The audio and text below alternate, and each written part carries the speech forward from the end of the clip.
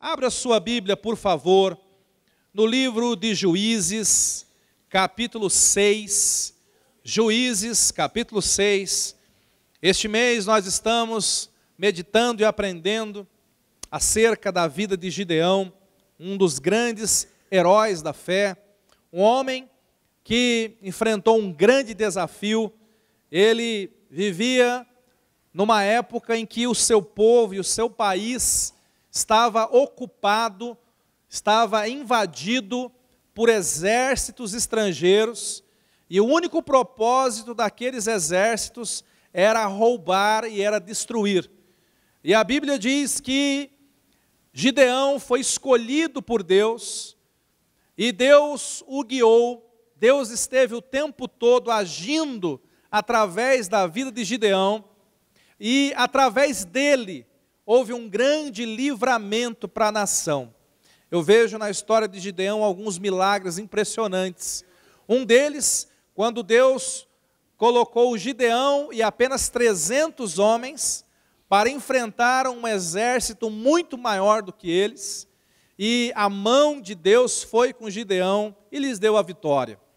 E depois nós também vamos ver, você pode estudar na sua casa, Gideão, depois daquela enorme vitória, Deus levanta ele para ser o juiz, para ser o líder daquela nação, e por causa disso, a nação prospera por 40 anos, sob a liderança daquele homem. Um homem grandemente usado por Deus.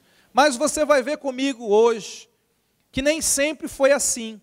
Eu quero ir com você no primeiro dia entre Gideão e Deus, no dia em que eles se encontraram, o dia em que eles de fato se conheceram. Acompanha comigo aqui, primeiro lá no capítulo 6, no verso 1, nos dá o contexto do momento. Verso 1 diz assim: fizeram os filhos de Israel o que era mal perante o Senhor. Por isso o Senhor os entregou nas mãos dos midianitas por 7 anos. E prevalecendo o domínio dos midianitas sobre Israel, fizeram estes para si, por causa dos midianitas, as covas que estão nos montes, e as cavernas, e as fortificações. Então veja, o contexto aqui é de ocupação, é de destruição, é aquele povo do mal dominando sobre a nação. Agora, vamos comigo um pouquinho mais à frente, versículo 11. Versículo 11: então veio o anjo do Senhor, e assentou-se debaixo do carvalho que está em Ofra, que pertencia a Joás, a Abiezrita. E Gideão, seu filho, estava malhando trigo no lagar, para o pôr a salvo dos midianitas. Então, o anjo do Senhor lhe apareceu e disse: o Senhor é contigo, homem valente.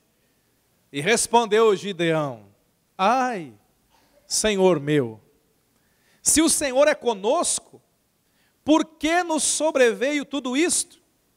E que é feito de todas as suas maravilhas que nossos pais nos contaram, dizendo: não nos fez o Senhor subir do Egito? Porém agora o Senhor nos desamparou e nos entregou nas mãos dos midianitas.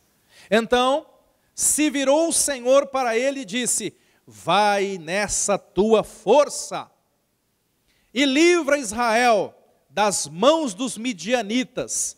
Porventura não te enviei eu? E ele disse: ai, Senhor meu, com que livrarei Israel? Eis que a minha família é a mais pobre em Manassés, e eu, o menor na casa do meu pai. Tornou o Senhor e disse: já que eu estou contigo, ferirás os midianitas, como se fossem um só homem. Amém? Só até aqui. Eu quero, se você estiver anotando, a base desse texto aqui, eu quero compartilhar com você um princípio tão importante para a nossa vida. Se você estiver anotando, eu quero compartilhar sobre a renovação da mente. A renovação da mente. Um princípio espiritual tão importante na vida do cristão, na nossa vida. Queridos, esse texto aqui, ele nos fala e nos revela algumas coisas tão importantes acerca de Deus e acerca de nós. Esse texto aqui mostra Gideão vivendo uma situação tão difícil. Ele estava ali tentando salvar um pouquinho da sua colheita, ele estava cheio de medo, cheio de temor, ele estava cercado por inimigos, ele estava se escondendo nesse momento. Mas a Bíblia diz que Deus achou Gideão. Deus vai exatamente no lugar onde ele estava se escondendo, sabe? Deus conhece você, Deus conhece a sua vida, o nosso Deus conhece tudo. A Bíblia diz que todas as coisas estão nuas e patentes diante dos olhos daquele com quem temos que tratar. Deus me conhece, Deus te conhece. Deus conhece as nossas dificuldades. Deus conhece a tua guerra. Deus conhece os teus opressores. Nesta noite, eu, Jonas, não conheço a tua vida, mas Deus sabe das lágrimas que você derrama. Deus sabe aquilo que te preocupa.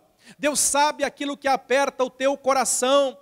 E sabe, nós, como Gideão, nós podemos nos esconder dos homens, mas nós nunca vamos poder nos esconder de Deus. Talvez você tenha uma luta tão séria, algo tão grave, algo tão íntimo. Você pode esconder isso do teu cônjuge, você pode esconder isso dos teus amigos, você pode esconder isso dos teus pastores, você pode esconder isso das pessoas com quem você trabalha, mas você não pode esconder isso de Deus, porque Deus nos conhece por dentro e por fora. Deus nos conhece completamente, Deus conhece você, Deus sabe a luta que você está passando. E essa é uma verdade que eu vejo nesse texto, um Deus que conhece, um Deus que sabe, um Deus que não está alheio. Agora, esse texto também nos mostra uma outra verdade sobre o Deus que nós estamos adorando aqui nessa noite. Deus não apenas conhece, mas o nosso Deus também se importa. O nosso Deus também se importa conosco. O nosso Deus se importa com a nossa luta, se importa com os nossos temores, se importa com as nossas dificuldades. O que é que fez Deus deixar o céu e ir para debaixo de um carvalho conversar com aquele homem medroso? Deus se importava com aquele homem. Deus se importava com a nação de Israel. Deus se importa com você.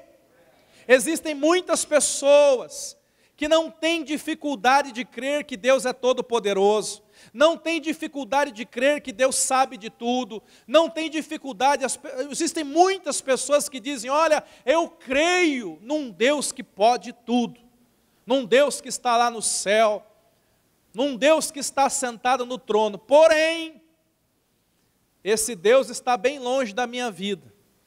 Algumas pessoas pensam assim, esse Deus não se importa comigo. Não é isso que as Escrituras revelam acerca do nosso Deus. As Escrituras dizem que Deus de fato habita num alto e sublime trono, num alto e sublime lugar. Mas o mesmo versículo de Isaías que diz isso, diz que Ele também habita com o quebrantado e contrito de espírito. Um Deus todo-poderoso, que deixa o céu, que deixa a glória, que olha para a terra, que olha para a minha vida, que olha para você, escondido dentro de um lagar com meio saco de trigo.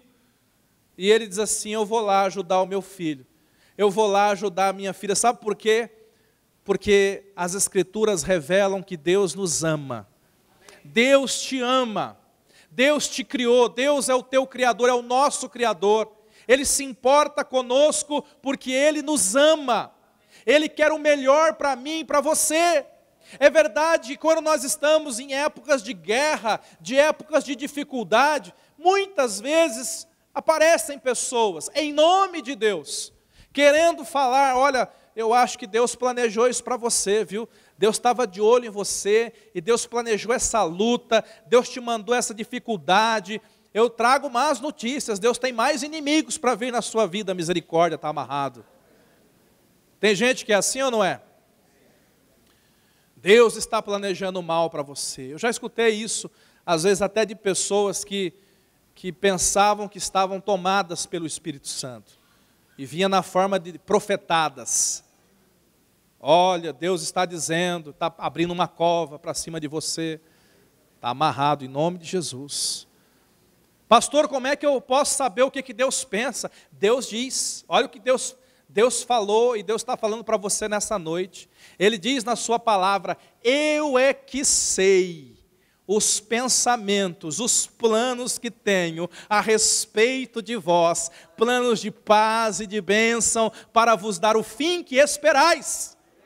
Ele está dizendo, eu é que sei, porque tem muita gente falando em meu nome que não sabe de nada, mas eu é que sei os planos que eu tenho a teu respeito, a respeito da tua vida. Gideão estava enfrentando uma luta, mas Deus estava planejando uma vitória para ele.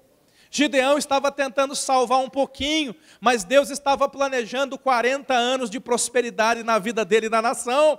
Gideão estava olhando para o presente, Deus estava olhando para o futuro. Gideão estava envolvido naquela situação de medo, mas Deus aparece ali para Gideão, para encher o coração dele de fé, de valentia e de coragem. Esse é o nosso Deus revelado nas Escrituras, queridos. Mais do que um Deus que pode, mais do que um Deus que se importa, mais do que um Deus que ama, nós servimos um Deus que age também. Nós servimos a um Deus que faz, nós servimos a um Deus que é real, nós servimos a um Deus que se manifesta, e muitas vezes Ele se manifesta nesses dias de luta, nesses dias de guerra, nos dias em que você está lá malhando o seu trigo dentro do lagar, e aí Deus aparece, Deus começa a falar comigo e com você. Porque Deus sempre tem um plano, amém? Deus sempre tem um plano de paz, Deus sempre tem um plano de escape, Deus sempre tem um plano, meu irmão, sempre. Mas eu quero chamar a sua atenção para uma outra característica desse Deus, que é uma característica que pode até ser polêmica para o teu coração. Esse Deus decidiu que não ia fazer coisa alguma na terra, sem que nós concordássemos em fé com Ele. Eu creio de todo o meu coração que Deus tinha poder de, com um simples sopro, Ele poderia destruir todos os inimigos de Israel. Sim ou não? Ele poderia, queridos, um estalar de dedos, todos os midianitas bateriam em retirada. Ele poderia fazer isso sozinho. Ele poderia fazer isso sem a participação de homem algum. Ele poderia fazer isso sem ter que descer naquele carvalho, na sombra daquela árvore, e tentar convencer o Gideão a crer nele. Ele poderia fazer isso. Mas Deus decidiu trabalhar de outra forma na terra. Talvez você esteja atravessando uma luta nessa noite, uma dificuldade na sua vida, e você diga assim, bom, eu creio que Deus tem poder, e por que Ele não está fazendo ainda? Eu creio que Deus pode mudar, e por que Ele não está mudando? Eu creio que Deus pode abrir as portas, Deus pode abrir os caminhos, e por que é que Ele não está fazendo isso? Deus decidiu na sua soberania, Ele decidiu agir na nossa vida de acordo com a nossa fé.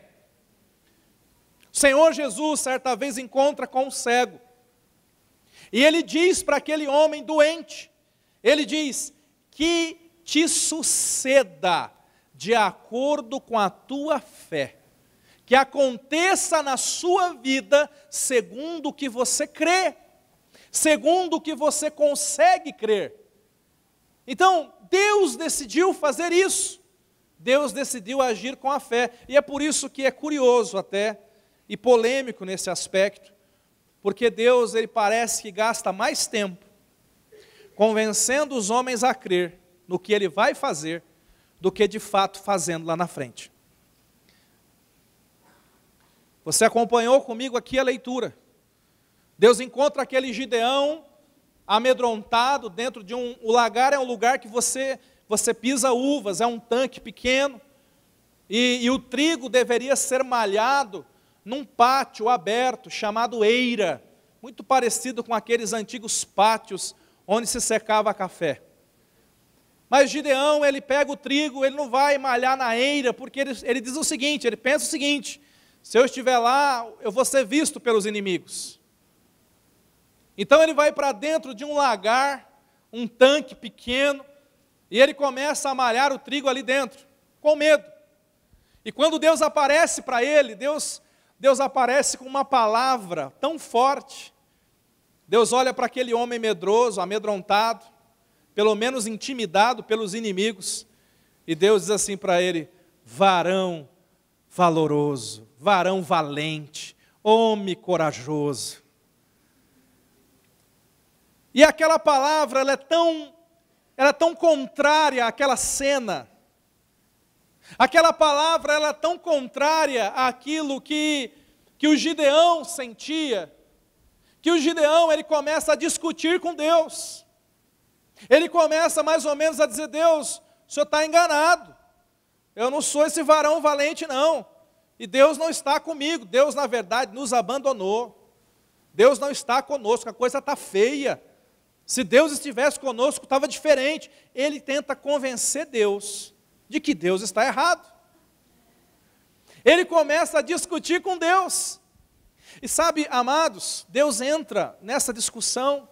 É outra coisa interessante, como Deus é paciente. Já pensou como Deus tem paciência com a gente, gente? Tem ou não tem? Deus tem paciência com a gente, porque Deus vem, Ele envia a palavra dEle, e muitas vezes nós temos dificuldade de crer na palavra de Deus. Temos dificuldade de aceitar a palavra de Deus. Mas Deus, Ele é tão paciente, Ele continua ministrando na vida desse homem. Quando ele diz: não é eu, não tem jeito, Deus olha para ele de novo e diz assim: vai nessa tua força. E eu acho que Gideão ficou pensando: Deus deve estar doido. Que força que ele está vendo aqui? Ele diz isso com outras palavras. Ele diz: qual é a minha força? Quais são os meus recursos? Eu sou o menor na casa do meu pai, e a minha tribo é a menor da minha nação. Quer dizer, nós não temos força nenhuma, eu sou pequeno, eu não tenho condições de me levantar, eu não tenho condições de vencer essa guerra que eu estou atravessando. Ele está dizendo isso para Deus. E Deus continua ministrando no coração desse homem. Deus diz: é porque a minha presença vai ser com você, que eu vou te dar a vitória. Não é na tua força, mas é na minha. Quantas coisas Deus quer fazer em nós, quantas coisas Deus quer fazer através de nós, mas muitas vezes nós damos tanto trabalho para Deus, porque Deus tem que primeiro nos encher de fé. Primeiro nós temos que ser convencidos na fé, para que depois aquilo aconteça na nossa vida. Então, eu penso que o maior trabalho de Deus não é realizar uma cura. O maior trabalho de Deus é, através da palavra, gerar fé no doente, que ele pode ser curado.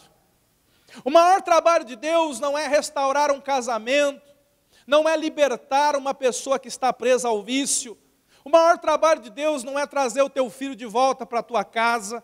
O maior trabalho de Deus não é te libertar de qualquer mal que te oprime. O maior trabalho de Deus é nos convencer através da sua palavra e gerar esta fé que move montanhas dentro de nós. Esse é o maior trabalho. E tudo, querido, passa pelo nosso coração e pela nossa mente. Quando eu olho para esse texto, agora vamos tirar os olhos de Deus um pouquinho e vamos colocar os olhos em Gideão. Nós vemos um homem que conhecia a Deus. Ele reconhece o Senhor. Ele chama o anjo do Senhor, que era uma aparição de Deus ali, ele chama o Senhor de Senhor. Ele sabe com quem está falando. Porém, a mente deste homem chamado Gideão era uma mente contaminada. Ele tinha uma mente que tinha uma visão errada acerca de Deus, tinha uma visão errada acerca dele mesmo, e tinha uma leitura errada acerca da situação.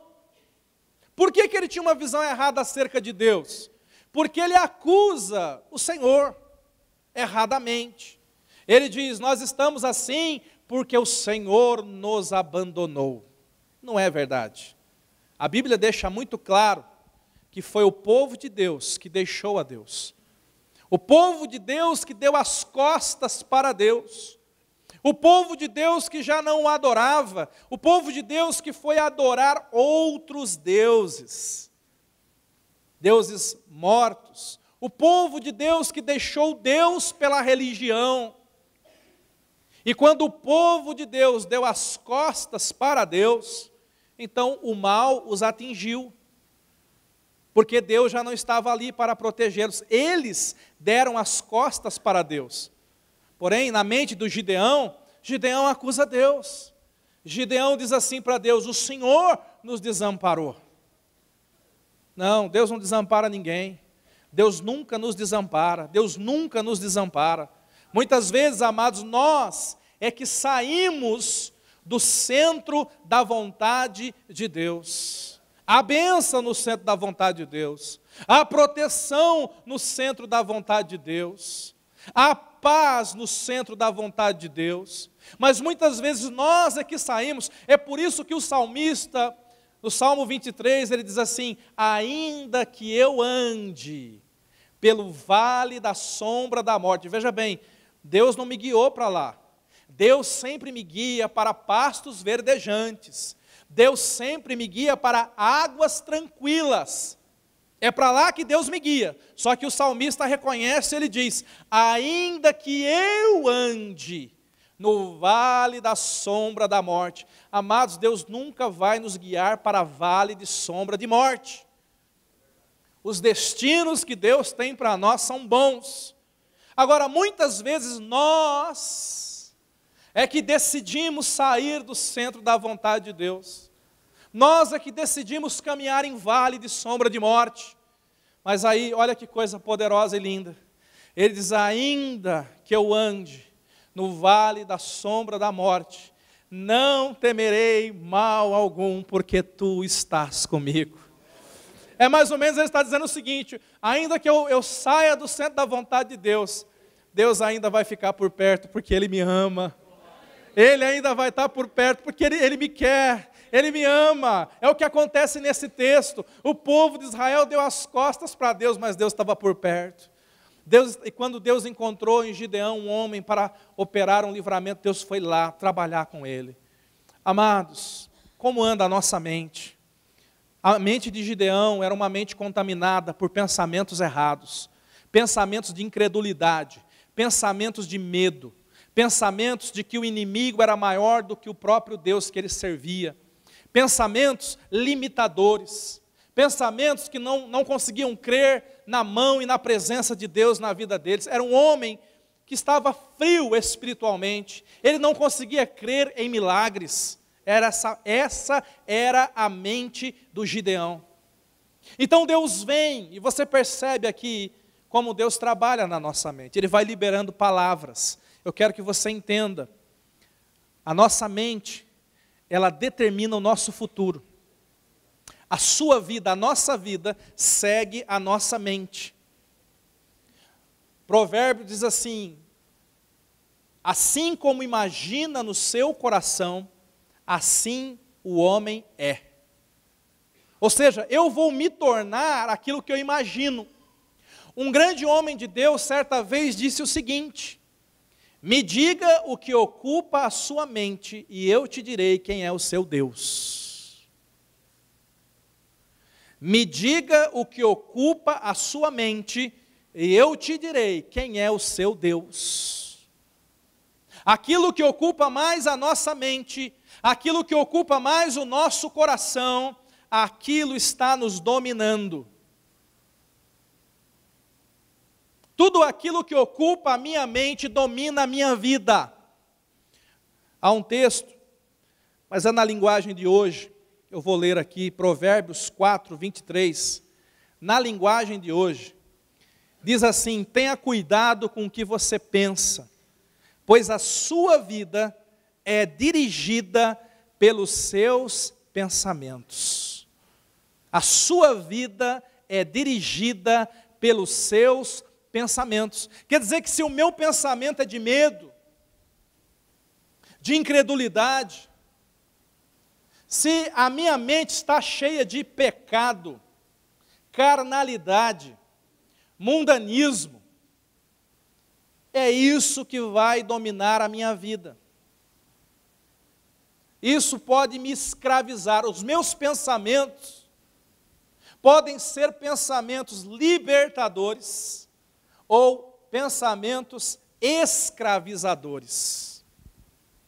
Um pensamento, um só, pode provocar um grande milagre na nossa vida. Uma mulher com fluxo de sangue, doente há muitos anos, havia procurado a cura em tantos lugares, havia gasto todo o seu dinheiro buscando cura. Um dia ela ouviu que Jesus estava passando por ali, perto do lugar onde ela morava, e a Bíblia diz que ela sai da sua casa, enfraquecida com a doença, mas crendo. E a palavra de Deus diz que ela viu que havia uma grande multidão. Você imagina se aproximar de Jesus no meio de uma multidão? Deve ser difícil para qualquer pessoa saudável, mas para uma mulher doente, com uma hemorragia de anos, enfraquecida, deve ter sido angustiante. Porém, ela foi caminhando por entre a multidão, se esquivando, até chegar em Jesus. E ela tocou nas vestes de Jesus e foi curada. Agora, a palavra de Deus revela o princípio do milagre. Aquele milagre nasceu na mente dela. Porque a Bíblia diz que antes de ir até Jesus, ou durante o momento, durante a caminhada dela até Jesus, ela dizia em seu coração, ou seja, ela pensava: se eu tão somente tocar em suas vestes, eu vou ser curada. Eu quero que você imagine o passo a passo daquela mulher. O caminhar difícil, o caminhar debilitante, o corpo estava enfraquecido, mas a mente estava fortalecida por um pensamento de fé. A mente estava saudável, a mente estava forte, porque a mente estava cheia de um pensamento de fé. Você pode estar numa luta, você pode estar doente, a questão é como está a sua mente. Se você pensa fé, se você pensa pensamentos de Deus, se você pensa no poder de Deus, meu irmão, você não vai ficar nesta situação por muito tempo. Imagine Davi no pasto, o esquecido da família, cuidando das ovelhas, mas a Bíblia diz que ele pegava a sua harpa e ele adorava a Deus, o tempo todo ele estava na sala do trono de Deus. Querido, o corpo estava no pasto, mas a mente já estava no palácio, muito antes dele se tornar rei. A mente já estava lá, a sua vida vai seguir a sua mente. A pergunta é: onde está a nossa mente hoje?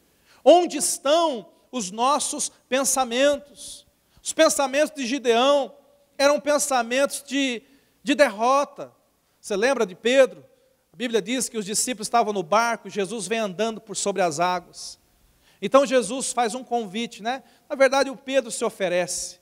No primeiro momento ele estava cheio de fé e ele diz assim: se é o Senhor mesmo, me manda ir até aí que eu quero caminhar nas águas também.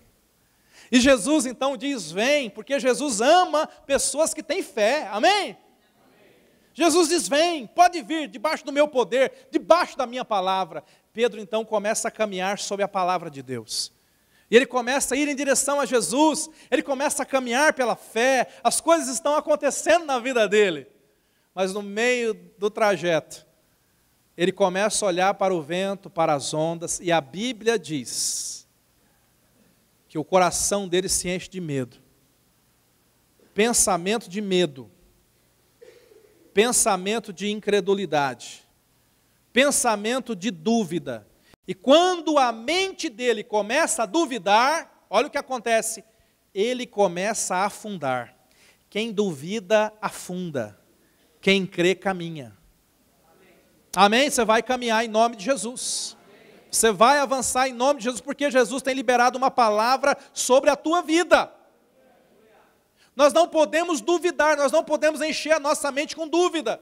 Um pensamento roubou o milagre na vida dele. Ele só não morreu porque Jesus estava lá, como eu sempre digo, Jesus está sempre por perto. 2 Coríntios capítulo 10, versículo 4. 2 Coríntios 10, 4 e 5. Diz assim a palavra de Deus. Abra lá a sua Bíblia.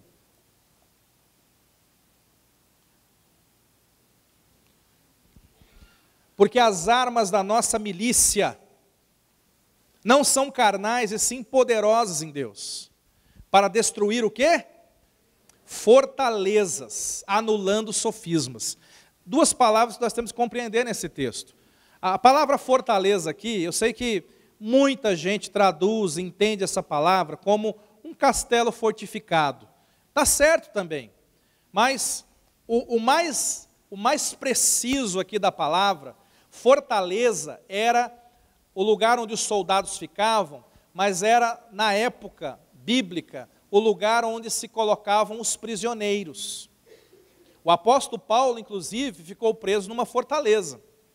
Então, quando ele fala assim, que as armas espirituais são poderosas para destruir fortalezas, ele está dizendo assim, existem prisões que têm que ser destruídas.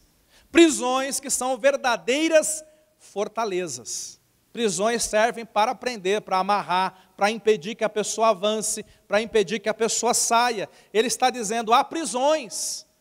E ele continua, anulando os sofismas. Sei que essa palavra não se usa muito também. Sofismas quer dizer enganos. Enganos. Sabe o que está dizendo esse texto? Há muita gente aprisionada por enganos. Enganos na mente. E é tão claro que é na mente, que no versículo 5 está escrito, destrói sofismas e toda altivez que se levanta contra o conhecimento de Deus, e levando cativo todo o pensamento à obediência de Cristo. Sabe o que está dizendo? Sua mente não pode ser cativa de engano, tem que ser cativa à obediência de Cristo. Sua mente não pode estar presa a enganos, não pode estar presa à incredulidade, não pode estar presa ao medo, não pode estar presa a tantas situações, pensamentos limitadores. Isso não é para mim, não é para mim. Ah, você não sabe a família que eu nasci, eu não vou ser ninguém. É o que Gideão estava dizendo. Gideão, o maior inimigo de Gideão não estava fora dele, o maior inimigo de Gideão estava dentro dele. Antes de Deus destruir os inimigos de fora, Deus tinha que vencer os inimigos de dentro de Gideão. Os teus maiores inimigos não estão fora de você, os teus maiores inimigos estão dentro de você.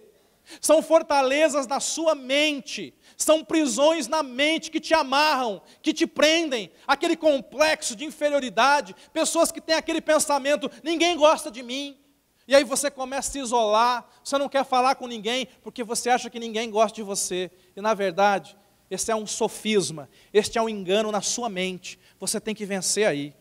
Através das armas espirituais, nós temos que vencer aqui na mente. Então, há muitas pessoas presas no nosso tempo, há muitas pessoas prisioneiras nos nossos dias. Elas não são prisioneiras de uma cadeia feita de tijolo, elas são prisioneiras de pensamentos na mente. Eu já fui ministrar para pessoas doentes que diziam assim, eu queria tanto crer em Deus, mas eu não creio que Deus possa me curar. Ela era prisioneira de um pensamento de incredulidade. O que te amarra? O que te prende nessa noite? Qual área da tua vida está presa? 2 Coríntios capítulo 4, versículo 4, se você voltar um pouquinho, diz assim, temos porém este tesouro em vaso de barro, para que a excelência do poder seja de Deus e não de nós. Em tudo somos atribulados, porém não angustiados. Olha o pensamento aqui do apóstolo. Existem tribulações, mas eu não estou angustiado. Tem guerra lá fora, mas eu estou bem. Em tudo somos perplexos, mas não desanimados. Tem coisa que me deixa perplexo. Eu falo, aconteceu isso, Mas tem uma coisa, não estou desanimado.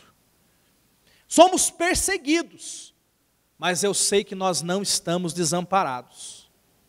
Abatidos, mas não destruídos. Olha o que o apóstolo Paulo está dizendo aqui. Ele está dizendo, aquilo que acontece na sua vida não pode roubar o que Deus colocou no seu coração. Ele está dizendo, as lutas que estão vindo sobre você não podem apagar as marcas de Deus no seu coração e na sua mente. Nós podemos enfrentar lutas lá fora, mas a questão é como anda a nossa mente. É por isso que o apóstolo Paulo, em alguns momentos, de fato, ele praticou isso. Muitas das cartas ele escreveu dentro da prisão. Quando ele escreveu para a igreja assim, regozijai-vos sempre, outra vez vos digo, regozijai-vos. Ele estava numa prisão, gente. Ele não estava de férias na praia. Ele estava numa prisão fria. E ele estava dizendo, olha, prenderam o meu corpo, mas o meu interior, o meu homem interior, minha mente está livre, está feliz, está cheia de Deus. Não me venceram e não me vencerão. Por quê? Porque ele tinha aprendido, esse segredo é dentro de nós. É assim que Deus trabalha na nossa vida. Deus trabalha na nossa vida de dentro para fora. De dentro para fora. É assim que Ele vai trabalhar. Você precisa de um milagre na sua vida? Deus precisa tocar a sua mente em primeiro lugar. Deus precisa tocar o teu interior. Romanos capítulo 12, versículo 2, um texto tão conhecido, mas mostra a importância deste princípio espiritual para nós. Romanos capítulo 12, versículo 2. Está escrito, e não vos conformeis com este século. Essa palavra, não vos conformeis, conformar aqui, não tome a forma. Não se conforme, não tome a forma deste século, deste mundo, deste tempo. Tem gente que tem a mente no formato do mundo. A sua mente é como se fosse um barro mole. Ela vai se adequar a algumas coisas. E nós crescemos com a mente tomando a forma do mundo, tomando a forma da carne, tudo que a minha carne pedia, eu pensava, eu fazia. A minha mente foi condicionada a tomar a forma do pecado, a minha mente foi condicionada a não crer em Deus. Interessante, não é? A gente foi ensinado a não crer em Deus. Tem crente que até hoje é assim. Você chega para ele e você conta um grande milagre.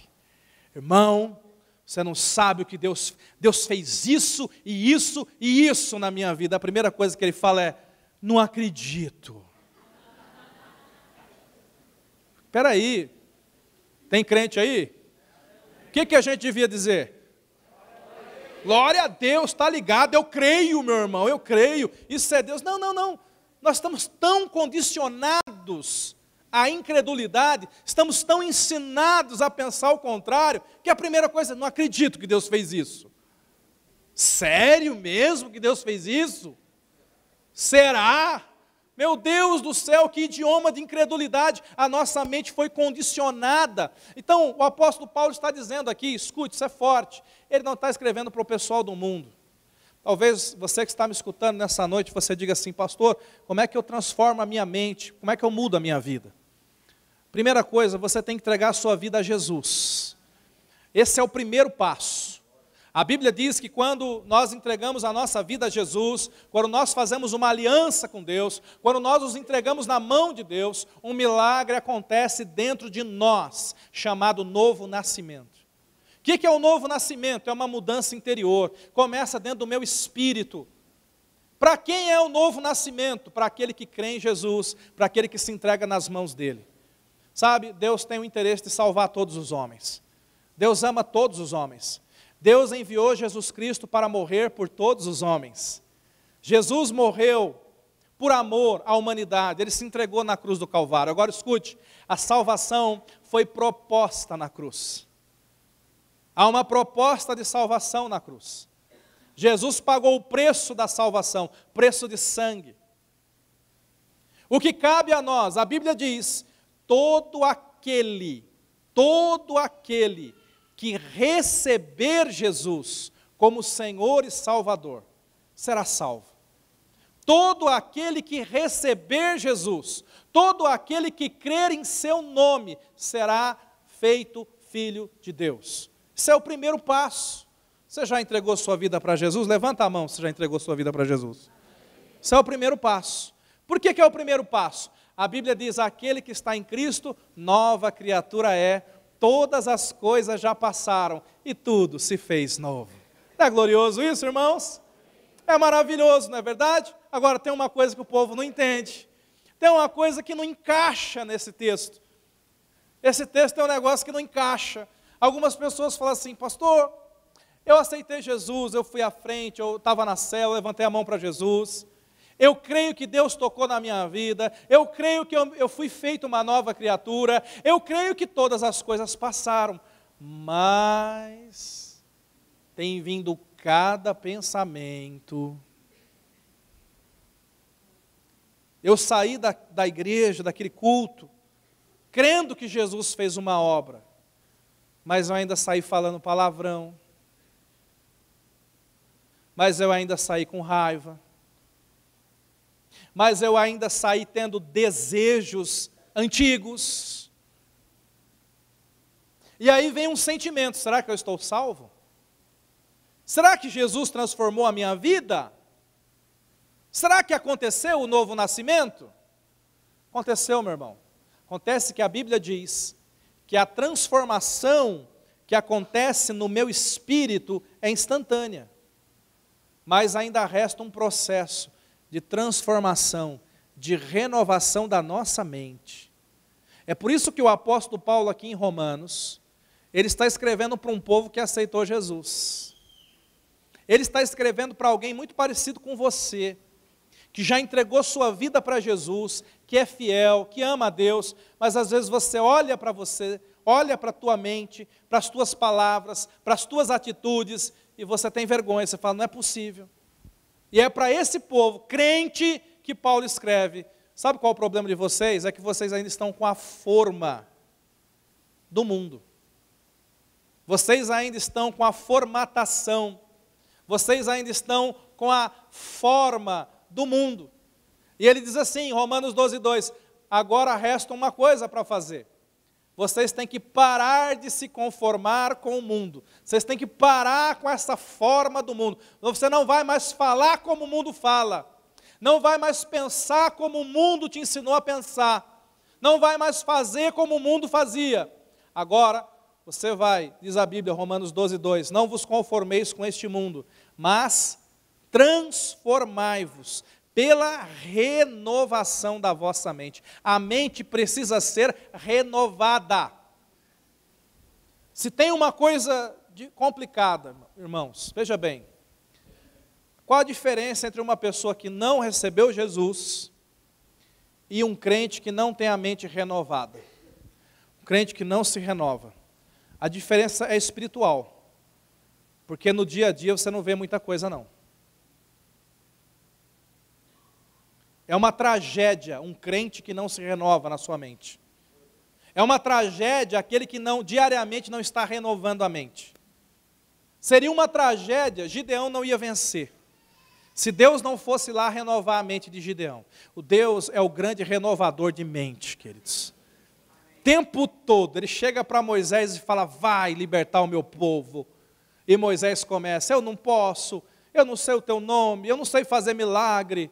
Eu não sei falar, e Deus vai rebatendo, ensinando, equipando, e toda hora vai, até que finalmente renovou a mente, Moisés foi. Deus aparece para o Jeremias, você vai ser meu profeta. Eu não posso, eu sou só uma criança, e Deus começa a ministrar na vida dele, e diz, não diga eu sou só uma criança, você vai ser grandemente usado por mim, pode fazer minha obra, e Deus renova a mente dele, e ele vai fazer a obra. O tempo todo Deus está fazendo isso. Deus aparece para mim e para você. E Deus diz, eu quero mudar essa área da sua vida. Eu quero transformar essa área da sua vida. Agora, muitas vezes nós estamos conformados. Diga assim, quem se conforma, não se transforma. Os conformados nunca vão ser transformados. E aqui está dizendo, transformai-vos. Mas, pastor, eu pensei que Deus ia vir hoje. Ia sentar aqui do meu lado, igual ele fez com Gideão. Filhão, seguinte, ponto número 1. Estou lembrando do Samilian, que vai estar com a gente aqui em fevereiro, né? Ponto número 1. Veja bem, queridos, nós temos a palavra de Deus. Nós temos que aprender a lavar a nossa mente com a palavra. Nós podemos ir até Deus em oração todos os dias. Esse tempo aqui, ouvindo a palavra de Deus, adorando a Deus, são momentos em que a nossa mente está sendo lavada. Quem é mais limpo? Tem dois aqui, ó. Tem um de branco ali e tem um de preto. Se eu disser para você que um deles toma banho todo dia, e o outro nunca se suja, qual é mais limpo? O que toma banho sempre? Ou o que nunca se suja? Pastor, eu acho que é aquele que nunca se suja. Será? Sem se sujar, depois de um ano sem tomar banho? Sei não, hein? Tem certeza? Quer mudar a resposta? Porque tem crente que diz isso. Eu não estou indo muito na Bíblia, eu não vou muito em culto, mas eu também não peco tanto assim não. Você não sabe como está fedendo aí, viu? Coisa está feia. O mais limpo é aquele que sempre se banha. Toda vez que eu vou no culto, eu estou me banhando. Toda vez que eu vou numa célula, eu me banho. Quando eu vou me reunir com um líder, com um pastor, para aconselhar.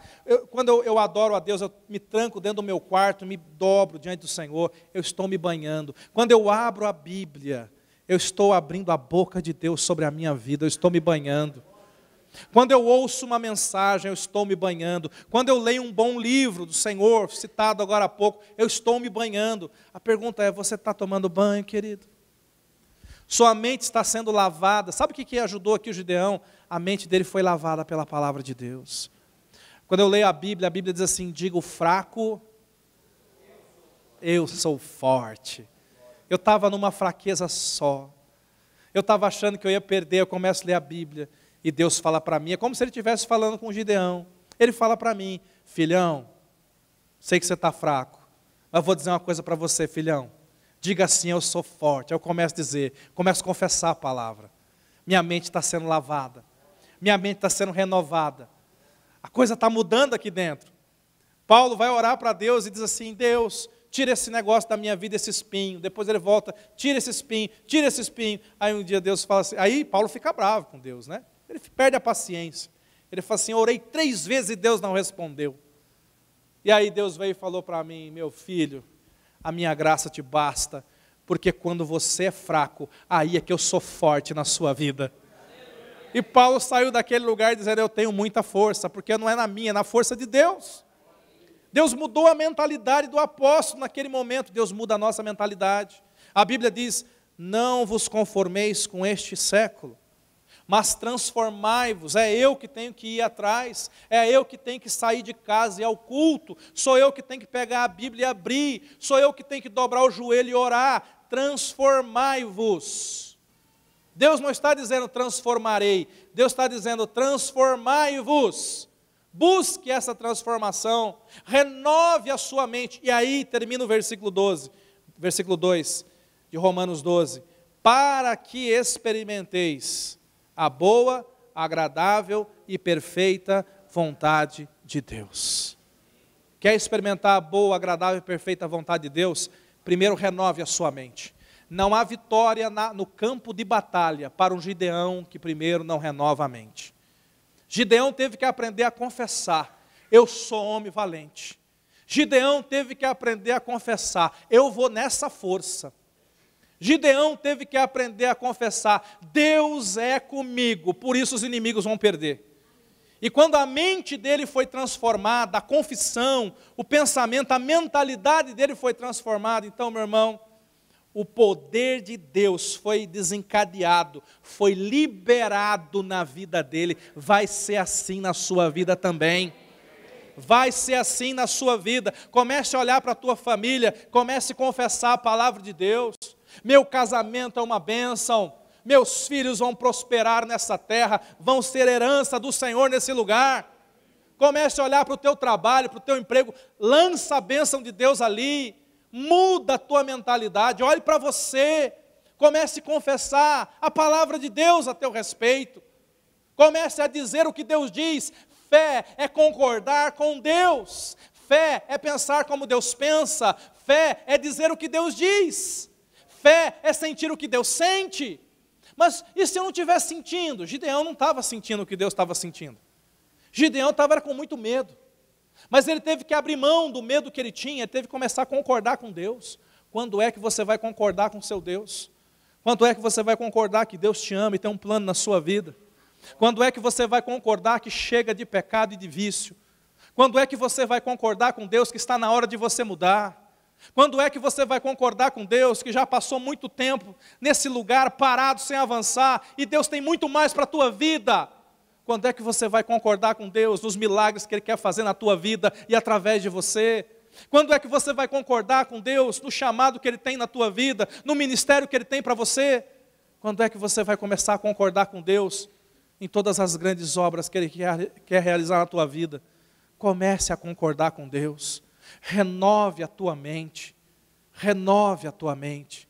Renove a tua mente. Eu quero encerrar lendo Isaías, capítulo 55, verso 6, diz assim: buscai ao Senhor enquanto se pode achar, invocai-o enquanto está perto, deixe o perverso o seu caminho, deixe o iníquo os seus. Não adianta você só deixar o caminho mal. Tem gente que deixa o caminho mal, mas não deixa os pensamentos maus. Ele vem para o caminho da igreja, mas ele traz os pensamentos do mundo. Ele vem para o caminho da fé, mas ele traz os pensamentos da incredulidade. Ele vem para o caminho de Deus, mas os pensamentos continuam limitados. Por isso Deus diz: eu quero que você se converta dos seus caminhos, e eu quero que você se converta dos seus pensamentos. Converta-se ao Senhor, que se compadecerá dele, volte-se para o nosso Deus, porque é rico em perdoar. Agora Deus continua no verso 8, porque os meus pensamentos não são os vossos pensamentos, nem os vossos caminhos os meus caminhos, diz o Senhor. Deus continua, porque assim como os céus são mais altos do que a terra, assim são os meus caminhos mais altos do que os vossos caminhos, e os meus pensamentos mais altos do que os vossos pensamentos. Eu penso que o apóstolo Paulo estava com esse texto em mente, quando ele diz assim: pensai nas coisas do alto. Ele estava dizendo: gente, tem uma vida mais alta para se pensar. Viu? Deus tem coisas mais altas para você. Deus tem coisas maiores para a tua família. Deus tem coisas maiores para o teu futuro. Deus tem coisas mais altas. Eu preciso abandonar esses pensamentos mesquinhos, medíocres. Eu tenho que olhar para o meu Jesus. Eu tenho que crer naquilo que Ele tem para mim.